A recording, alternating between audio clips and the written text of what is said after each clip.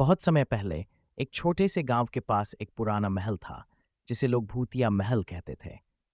गांव के बुजुर्गों का कहना था कि इस महल में रात के समय अजीबोगरीब आवाजें आती थीं, कभी किसी के चलने की, कभी दरवाजे के खुद ब खुद खुलने और बंद होने की। लोग डर के मारे सूर्यास्त के बाद उस ओर जाने की हिम्मत नहीं करते थे। यह महल एक अमीर राजा का था जो अचानक रहस्यमय परिस्थितियों में गायब हो गया था।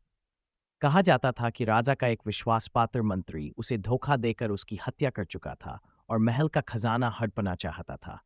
लेकिन राजा की आत्मा आज भी उस खजाने की रखवाली कर रही थी। गांव में एक वीर युवक था जिसका नाम अर्जुन था।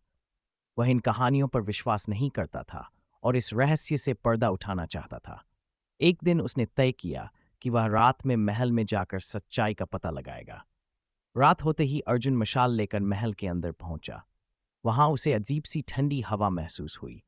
दीवारों पर लगे चित्रों की आंखें जैसे उसे घूर रही थीं। अचानक उसे किसी के कदमों की आहट सुनाई दी। उसने मुड़कर देखा तो एक छायामी आकृति उसके सामने खड़ी थी। अर्जुन घबराया नहीं और साहसपूर्वक पूछा, तुम कौन हो? आकृति ने कहा, मैं इस महल का असली राजा हूं। मुझे मेरे ही मंत्री ने मार दिया था।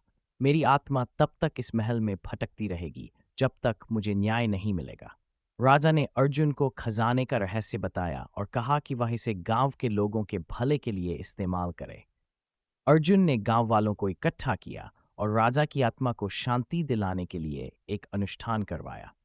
जैसे ही अनुष्ठान पूरा हुआ, महल की दीवारें हिलने लगीं और एक रोशनी की चमक के साथ राजा की आत्मा मुक्त हो गई। राजा की आत्मा के मुक्त होते ही महल धीरे धीरे गिरने लगा। अर्जुन और गांव वाले बाहर भागे। कुछ ही मिनटों में महल पूरी तरह से मिट्टी में मिल गया। लेकिन अब गांव वाले निडर थे क्योंकि उन्होंने अपने राजा को शांति दिला दी थी। सीख ये कहानी हमें सिखाती है कि सच की हमेशा जीत होती है और न्याय अवश्य मिलता है, चाहे कितना भी समय लग जाए।